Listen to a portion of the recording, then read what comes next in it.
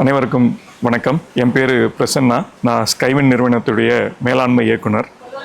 உங்களுக்கு எல்லாருக்குமே தெரியும், ஸ்கைவின் நிறுவனம்னா எந்நேரமும் விவசாயிகளின் மேலாண்மை, விவசாயிகளின் நலன், விவசாயிகளின் மண்ணை பற்றியே சிந்தித்து கொண்டிருக்கிற நிறுவனம்.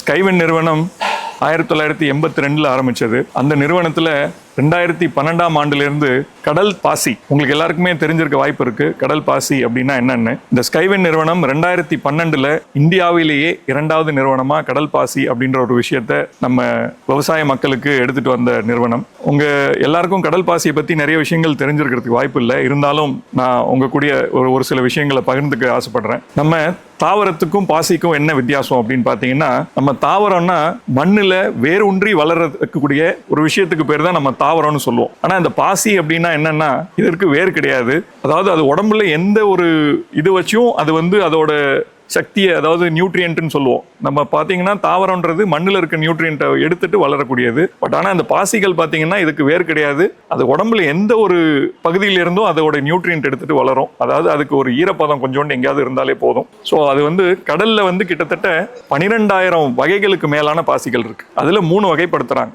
சிவப்பு வகை, ப்ரௌன் ஆல்கே, அதுக்கப்புறம் கிரீன் ஆல்கே அப்படின்னு சொல்லிட்டு. அந்த ப்ரௌன் ஆல்கேன்ற விஷயங்கள் பார்த்தீங்கன்னா நேச்சுரலாக வளரக்கூடியது. இந்த ரெட் ஆல்கே பார்த்தீங்கன்னா நம்ம நேச்சுரலாக இருக்கிற விஷயத்த கடலில் மனிதர்களை வச்சு வளர்க்கக்கூடியது. கிரீன் ஆல்கேவும் பார்த்தீங்கன்னா நேச்சுரலாக வளரும். ஸோ இந்த 3த்துக்கும் வேறுபாடுகள் நிறைய இருக்கு. அந்த 3த்துலையும் கிட்டத்தட்ட 12,000 வகைகள், உலகம் முழுக்க 38 கோடி டன்கள் விளைஞ்சு அதுலேருந்து பல்வேறுபட்ட விஷயங்களுக்காக எடுத்து பயன்படுத்துறாங்க. கிட்டத்தட்ட 300-400 வருஷமா இது வழக்கத்தில் இருக்கு. ஆனா நம்மளுக்கு தெரிஞ்சது ஒரு 15-20 வருஷமா மட்டும்தான். ஸோ அந்த 300 வருஷமா எதுக்கெல்லாம் பயன்படுத்துறாங்கன்னு பார்த்தீங்கன்னா, நம்ம சாப்பிட்ற அன்றாட உணவுகள்ல, நம்ம சாப்பிட்ற மாத்திரைகள்ல, நம்ம யூஸ் பண்ற காஸ்மெட்டிக்ஸ், அதாவது சோப்புகள், ஷாம்பூஸ், இந்த மாதிரி ஐட்டம்கள்ல, டெக்ஸ்டைல் இண்டஸ்ட்ரீஸ், டையிங்க்கு, டிஷ்யூ பேப்பர் இண்டஸ்ட்ரீஸ், இந்த மாதிரி பலதரப்பட்ட இண்டஸ்ட்ரீஸுக்கு இது ஆல்ரெடி யூஸ் பண்ணிட்டு இருக்காங்க.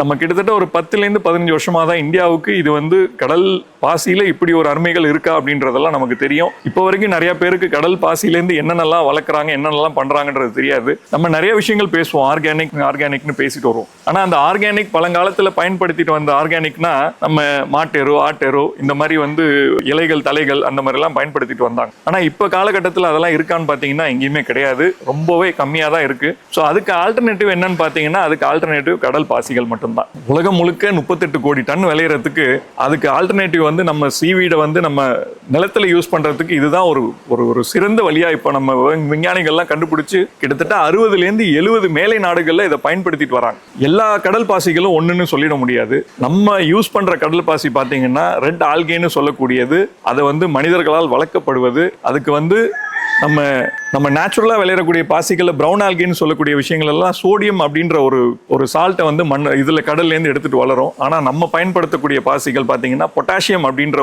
ஒரு நல்ல விஷயங்களை வளர்த்துட்டு எடுத்துட்டு வளரக்கூடியது. இது அந்த கடல் தண்ணியில நியூட்ரியன்ட் இல்லைன்னா இதால வளர முடியாது, வளராது. அதுக்கு அலைகள் இருக்கணும். ஸோ இந்த அலைகள் எல்லாம் கொஞ்சம் இருக்கிற இடத்துல, நிறைய நியூட்ரியன்ட் இருக்க இடத்துல மட்டும்தான் வளரும். ஏன்னா இது இயற்கையாவே நியூட்ரியன்ட் ரிச். அதனாலதான் இதை நம்ம விவசாயத்துக்கு அந்த நியூட்ரியன்ட், நேச்சுரல் நியூட்ரியன்ட்டை எப்படி எக்ஸ்ட்ராக்ட் பண்ண முடியும்ன்ற டெக்னாலஜி எடுத்து அதை எக்ஸ்ட்ராக்ட் பண்ணி அந்த எக்ஸ்ட்ராக்ஷன்ல இருந்து ஒரு ப்ராடக்ட் டெவலப் பண்ணி உங்களுக்கு 2012-13 இருந்தே கொடுத்துட்டு வரோம். ஸோ வருஷம் அதுல இருந்து என்னென்னலாம் இம்ப்ரூவ்மெண்ட் பண்ண முடியுமோ அத்தனை இம்ப்ரூவ்மெண்ட்டும் பண்ணி விவசாயிகளுக்கு இதனால என்ன பயன்பாடு, இதனால இன்னும் கூடுதலா என்ன பயன்படுத்த முடியும். மண் வளத்தை நீங்க எல்லாருக்குமே தெரியும். இன்னைக்கு நம்ம கெமிக்கல் உரத்தை யூஸ் பண்ணி மண்ணை கெடுத்து வச்சிருக்கோன்றது எல்லாருக்குமே தெரியும். ஸோ இந்த மண் வளத்தை காப்பாற்ற, மண்ணில் உள்ள உயிர்களை காப்பாற்ற, மண்ணில நஞ்சில்லா உணவை எப்படி கொண்டு வரணும்ன்ற விஷயங்கள் எல்லாத்தையும் நம்ம யோசிச்சு ஒரு நாளும் புதுசா நம்ம அதுல இதை என்ன அப்டேட் பண்ண முடியும்ன்றதை பண்ணிட்டு இருக்கோம். ஸோ நம்ம இப்போ அப்டேட் பண்ணி லேட்டஸ்டா நம்ம இன்ட்ரோடியூஸ் பண்ணிருக்க ப்ராடக்ட் தான் சீக்கிங் அப்படின்னு சொல்லிட்டு இந்த ப்ராடக்ட் நீங்க எல்லாம் பார்த்துட்டு இருப்பீங்க. ஸோ இதுதான் நம்மளுடைய புது படைப்பு.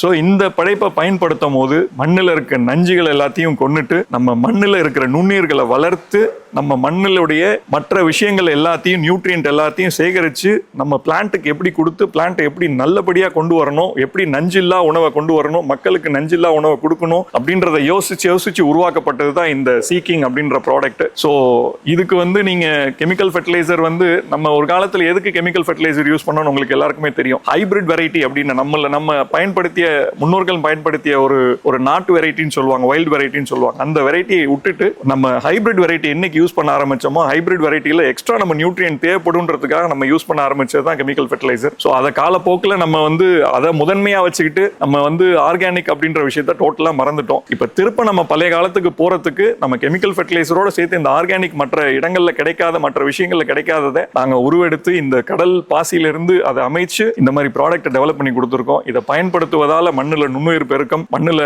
நம்ம கிராப்போட வேர் வளர்ச்சி, நம்ம அன்அவைலபிள் ஃபார்ம்ல இருக்கிற நியூட்ரியன்ஸ் எடுத்து கொடுக்கறது, நீங்க போடுற கெமிக்கல் உரத்தை அதிகமா எஃபெக்டிவா யூஸ் பண்றதுக்கு இந்த மாதிரி பல்வேறுபட்ட விஷயங்கள் இதுல இருந்து நம்ம எடுத்து. ஸோ இந்த கடல் பாசியினுடைய முக்கியத்துவம் அறிஞ்சு இந்த விவசாயிகள் இதை பயன்படுத்தி நல்ல முறையில் விவசாயம் செய்து நல்ல முறையில் மக்களுக்கு நஞ்சில்லா உணவை வழங்கும்படி விவசாய பெருமக்களை அன்போடு கேட்டுக்கொள்கிறேன். நன்றி.